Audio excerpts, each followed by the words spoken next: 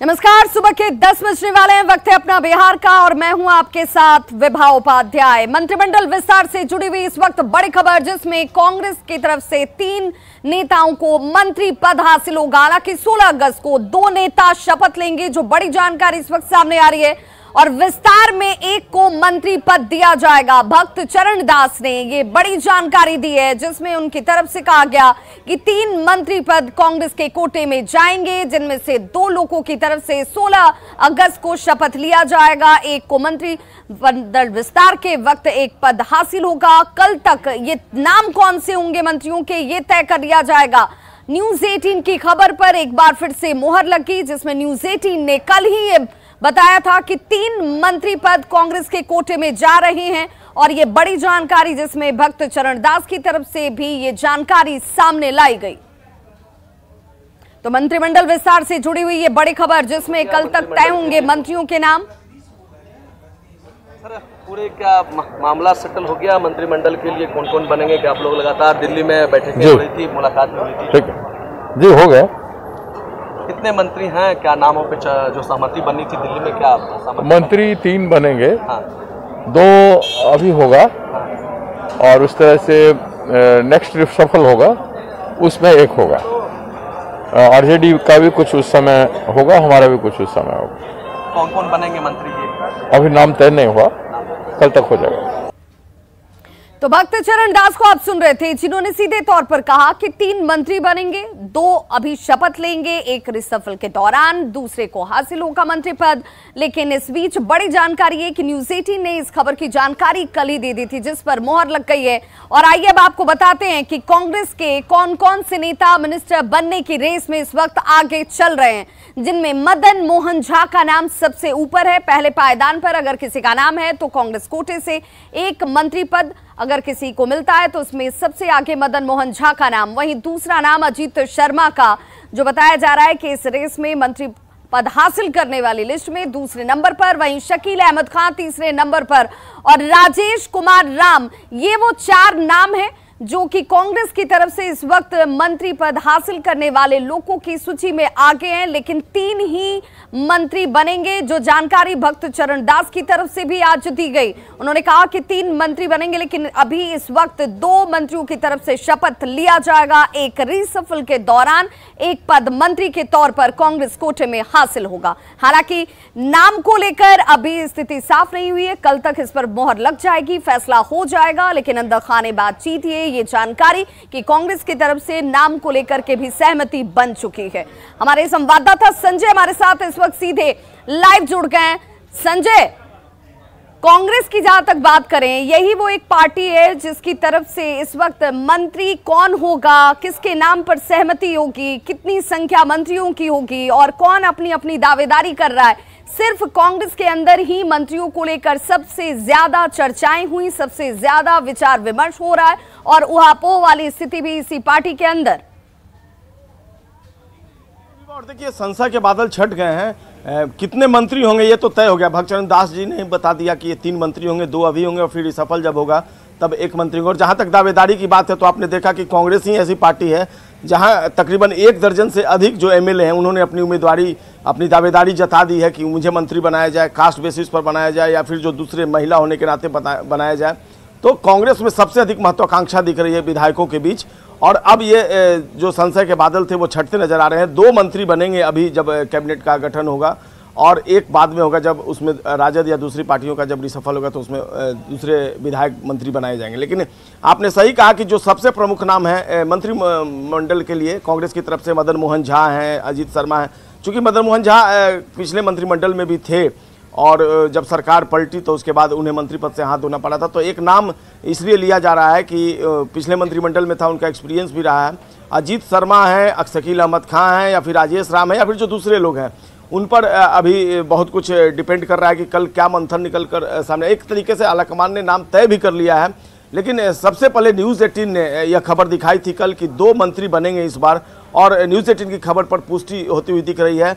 आज फिर से एक बार मंथन, मदन मोहन अभी जो भक्त चरण दास से मुजफ्फरपुर के लिए रवाना हो गए हैं, और जब वो लौटेंगे मुजफ्फरपुर से तो एक बार फिर से उनकी तेजस्वी यादव से मुलाकात होगी, और जो फाइनल लिस्ट होगा उस पर अंतिम सहमति बनेगी। लेकिन निश्चित तौर पर अब काफी हद तक संशय के बादल छट गए, 2 ही मंत्री बनेंगे।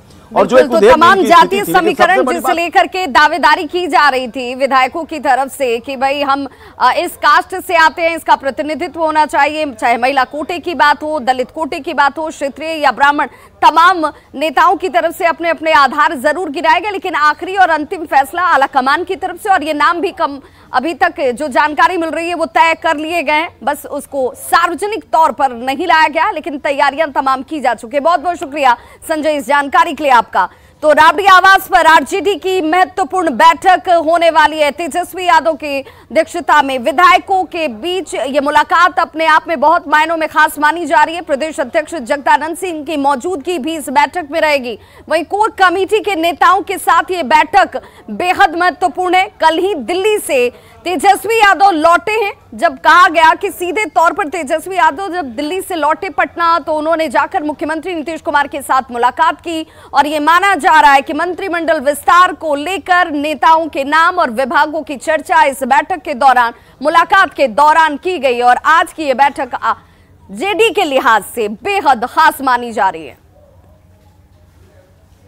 तो 16 अगस्त को मंत्रिमंडल विस्तार संभव माना जा रहा है, और इस बीच मंत्रिमंडल विस्तार को लेकर के आज की ये बैठक महत्वपूर्ण मानी जा रही है। जब राबड़ी आवास पर आरजेडी की ये बैठक बुलाई गई है, तेजस्वी यादव की अध्यक्षता में ये बैठक होगी, और इसी बैठक के दौरान जगदानंद सिंह की मौजूदगी, विधायकों की मौजूदगी, और ये माना जा रहा है कि यहां पर विस्तार से पहले तमाम मुद्दों पर बातचीत और चर्चा संभव है।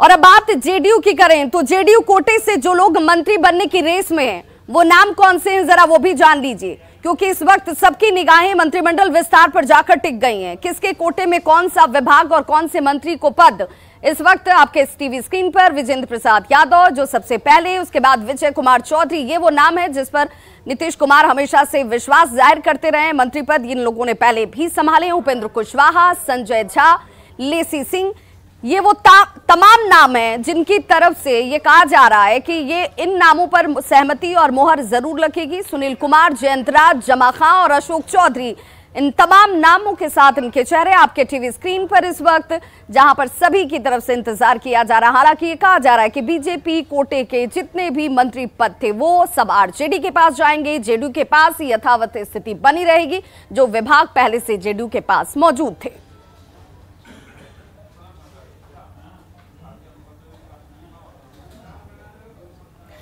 और चलिए बात कर लेते हैं आरजेडी कोटे की। आरजेडी कोटे से उन लोगों के नाम की जो मंत्री बनने की रेस में इस वक्त आगे चल रहे हैं। तेज प्रताप यादव, तेजस्वी यादव के बड़े भाई तेज प्रताप यादव इस लिस्ट में सबसे ऊपर। कुमार सर्वजीत, अख्तरुल इस्लाम, शाहीन, ये वो नाम है जो आरजेडी की तरफ से इस वक्त आगे रेस में चलते हुए जिन्हें मंत्री पद हासिल हो सकता है मंत्रिमंडल विस्तार के दौरान। ये वो नामों की चर्चा। आलोक कुमार मेहता, अवध बिहारी चौधरी, ये वो नाम जिन्हें स्पीकर के तौर पर भी एक मजबूत दावेदार के तौर पर देखा जा रहा है आरजेडी की तरफ से। ललित यादव, अनीता देवी जो कि राबड़ी देवी की बहुत विश्वस्त और करीबी मानी जाती है, इनका नाम भी मंत्री पद के इस लिस्ट में। जितेंद्र कुमार राय, अनिल सहनी, चंद्रशेखर, भाई वीरेंद्र, भारत भूषण मंडल, ये वो लिस्ट, ये वो नाम, इन चेहरों को आप जानते भी होंगे। और इन चेहरों के साथ ये वो तमाम नाम हैं जिन पर इस वक्त बताया जा रहा है कि आरजेडी कोटे से ये संभावित चेहरे और नाम जिन पर विश्वास आरजेडी की तरफ से जताया जाएगा। मंत्रिमंडल विस्तार में इन चेहरों को जगह मिलेगी, इन्हें मंत्री पद हासिल होगा, यानी कि एक बड़ी जिम्मेदारी आरजेडी की तरफ से दी जाएगी। और ये विश्वस्त चेहरे हैं। सुनील सिंह, तो कौन मंत्री बन सकता है आरजेडी कोटे की अगर हम बात कर रहे हैं तो उस कोटे में संभावित ये वो चेहरे और नाम है। समीर महासेठ, जिनके नाम की चर्चा पुरजोर तरीके से चल रही है। साथ ही साथ रणविजय साहू, ये वो चेहरे और नाम है जिन्हें आरजेडी अपना विश्वस्त भी मानती है और इसीलिए कहा जा रहा है कि दावेदारी इनकी मजबूत है। वीणा सिंह, आरजेडी कोटे से संभावित ये वो नाम जो इस वक्त रेस में आगे चलते हुए, हालांकि विस्तार के लिए थोड़ा इंतजार, 16 तारीख को विस्तार संभव माना जा रहा है। कहा जा रहा है कि तेजस्वी यादव कल दिल्ली से पटना लौट चुके हैं और वहां पर बातचीत फाइनल तरीके से की जा चुकी है। सौरभ कुमार, आरजेडी कोटे से संभावित ये वो नाम जिसमें युवा चेहरों को प्रतिनिधित्व मिले, उन्हें भी बड़ी जिम्मेदारी और भूमिका निभाने का मौका मिले, ये कोशिश इस बार की जा रही है। कार्तिक सिंह इस लिस्ट में, इनका भी नाम शामिल है। साथ ही साथ राहुल तिवारी, जिस साथ जातीय समीकरण की बात बार बार की जा रही है, उसका प्रतिनिधित्व कैसे यहां पर बराबर तरीके से रखा जाए, इस कोशिश में आरजेडी की भी भूमिका बहुत महत्वपूर्ण होगी। बच्चा पांडे, ये वो नाम है जहां पर तमाम जातीय समीकरण को साधने की कोशिश इस वक्त की जा रही है। केदार सिंह, ये वो तमाम नाम है जिन्हें आप देख रहे हैं अपने टीवी स्क्रीन पर, और इन नामों पर इस वक्त चर्चा हो रही है। ये माना जा रहा है कि इन्हें मंत्री पद की भूमिका निभाने का अवसर मिल सकता है। और हमारे इस वक्त जो जानकारी आप टीवी स्क्रीन पर देख रहे हैं, इस जानकारी के साथ ये दावेदारी भी मजबूत ही मानी जा रही है। कहा जा रहा है कि चूंकि सबसे बड़ी पार्टी आरजेडी है और इसीलिए विधायकों की संख्या यहाँ ज्यादा और मंत्री पद भी इन्हीं के खाते में ज्यादा जाने वाले हैं। तकरीबन 17 मंत्री आरजेडी की तरफ से बनाए जा सकते हैं और इसीलिए ये वो तमाम नाम जो इस वक्त लिस्ट में आगे चलते हुए, और इन नामों को आप इस वक्त अपने टीवी स्क्रीन पर देख पा रहे हैं, जहां पर संतोष कुमार सुमन, ये देखिए हम की तरफ से वो कौन से नाम है जरा वो भी जान लीजिए, क्योंकि एक मंत्री पद मिलने वाला है हमको भी, जिसमें संतोष कुमार सुमन का नाम आगे चल रहा है। जीतन राम मांझी के बेटे हैं संतोष कुमार सुमन, और ये माना जा रहा है कि इन्हें मंत्री पद जरूर हासिल होगा। और एक निर्दलीय को भी मंत्री पद हासिल होने वाला है। 7 पार्टियों का गठजोड़, 164 विधायक, इसीलिए इस महागठबंधन को मजबूत गठबंधन माना जा रहा है। और सुमित कुमार सिंह, ये तमाम वो नाम आपके टीवी स्क्रीन पर जो इस वक्त रेस में आगे चलते हुए निर्दलीय संभावित चेहरों में सुमित कुमार सिंह का नाम इस वक्त आगे है। और ये माना जा रहा है कि जब मंत्रिमंडल का विस्तार होगा और ये नाम और ये चेहरे, इन पर सहमति भी और इन्हें मंत्री पद की भूमिका निभाने का अवसर भी मिल सकता है। तो देखिए ये वो तमाम नाम थे जिनको आप तक हम पहुंचा रहे थे, और इन नामों पर चर्चा बताई जा रही है कि हो चुकी है, और बस ऐलान और इन ऐलान के साथ शपथ ग्रहण की तस्वीरें आपके सामने आनी बाकी हैं। अब बात कर लेते हैं पटना के गांधी मैदान की, जहां पर 15 अगस्त को स्वतंत्रता दिवस धूमधाम के साथ मनाया जाएगा और स्वतंत्रता दिवस को लेकर प्रशासन की तरफ से पुख्ता तैयारी की गई है। गांधी मैदान के आसपास के ये इलाके सुरक्षा के चाक चौबंद इंतजाम आपको नजर आ रहे होंगे। प्रशासन की तरफ से सीसीटीवी कैमरे लगाए गए हैं ताकि हर एक गतिविधि, हर एक मूवमेंट पर नजर रखी जा सके। करीब 1000 से ज्यादा जवान राजधानी पटना में आपको इस दौरान तैनात नजर आएंगे। कल मुख्यमंत्री नीतीश कुमार की तरफ से गांधी मैदान, जो कि ऐतिहासिक गांधी मैदान है, यहां पर झंडोत्तोलन उनकी तरफ से किया जाएगा और परेड की सलामी लेंगे। कैसी है इस गांधी मैदान में तैयारी, बता रही है हमारी सहयोगी विनीता मिश्रा। स्वतंत्रता दिवस की तैयारी गांधी मैदान में मुकम्मल कर ली गई है। कल 15 अगस्त है और कल देश की आन बान और शान हमारा तिरंगा यहां पे फहराया जाएगा। मुख्यमंत्री नीतीश कुमार इसी गांधी मैदान में कल झंडा तोलन करेंगे। आपको बता दें कि ये गेट नंबर 1 है जो आप साफ तौर पर देख सकते हैं। यहां से मुख्यमंत्री नीतीश कुमार इस गांधी मैदान में आएंगे, परेड की सलामी लेंगे। ये पूरा जो गांधी मैदान आप देख सकते हैं बैरिकेडिंग किया गया है, यहाँ पे परेड होगा और गांधी मैदान में मुख्यमंत्री नीतीश कुमार घूमकर परेड की सलामी लेंगे। और इसके साथ ही साथ आपको वो भी दिखा दे, जो विशिष्ट अतिथियों के बैठने के लिए जो रो बनाया गया है, वहां पे तमाम विशिष्ट अतिथि वहीं पे बैठेंगे और वो परेड देखेंगे जो गांधी मैदान में कल किया जाएगा।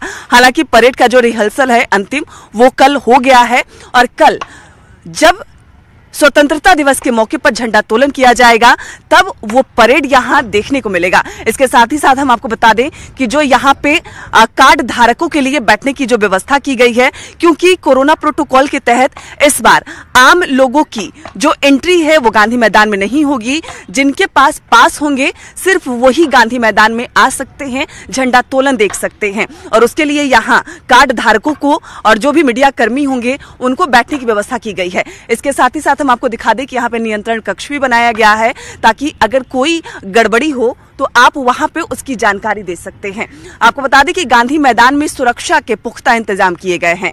1000 अधिक अतिरिक्त जवानों की यहाँ पे तैनाती की गई है। इसके साथ ही साथ 30 एक्स्ट्रा सीसीटीवी कैमरे लगाए गए हैं ताकि हर एक गतिविधि पर नजर रखी जा सके। पहले से भी पटना में जितने सीसीटीवी कैमरे हैं उस पर निगरानी बढ़ा दी गई है। इसके अलावा अगर सुरक्षा मानकों की बात करें तो सादे लिबास में भी पुलिस के जवान गांधी मैदान और गांधी मैदान के बाहर तैनात होंगे, हर एक गतिविधि पर नजर रखेंगे। इसके साथ ही साथ गांधी मैदान के आसपास जितने भी भवन होंगे उन भवनों पर भी पुलिस के जवानों की तैनाती होगी और वो कैमरे के माध्यम से तमाम गतिविधियों पर नजर बनाए रखेंगे ताकि कहीं कोई चूक ना हो। यानी सुरक्षा मानकों से पूरी तैयारी मुकम्मल कर ली गई है। पीने के पानी की व्यवस्था की गई है, बिजली की आपात यहाँ पे जो पूर्ति है उसकी व्यवस्था की गई है, कहीं कोई कमी ना हो, इसकी तमाम यहाँ तैयारियां अंतिम चरण में की जा रही है। कैमरा पर्सन मनीष जुनेजा के साथ विनीता मिश्रा, न्यूज़ 18 पटना। और चलिए ग्राफिक्स के जरिए समझने की कोशिश करते हैं कि कैसी है तैयारी स्वतंत्रता दिवस पर, जहां यहां सभी का इंतजार सिर्फ कल तक का और सुरक्षा चाक चौबंद इस ऐतिहासिक गांधी मैदान में की गई है। पटना शहर के चप्पे चप्पे पर सुरक्षा बल की तैनाती होगी। सीसीटीवी कैमरे से पूरे शहर पर नजर रखी जाएगी। गांधी मैदान पर प्रशासन की विशेष नजरों की सादी वर्दी में पुलिसकर्मियों की तैनाती सुनिश्चित की गई है।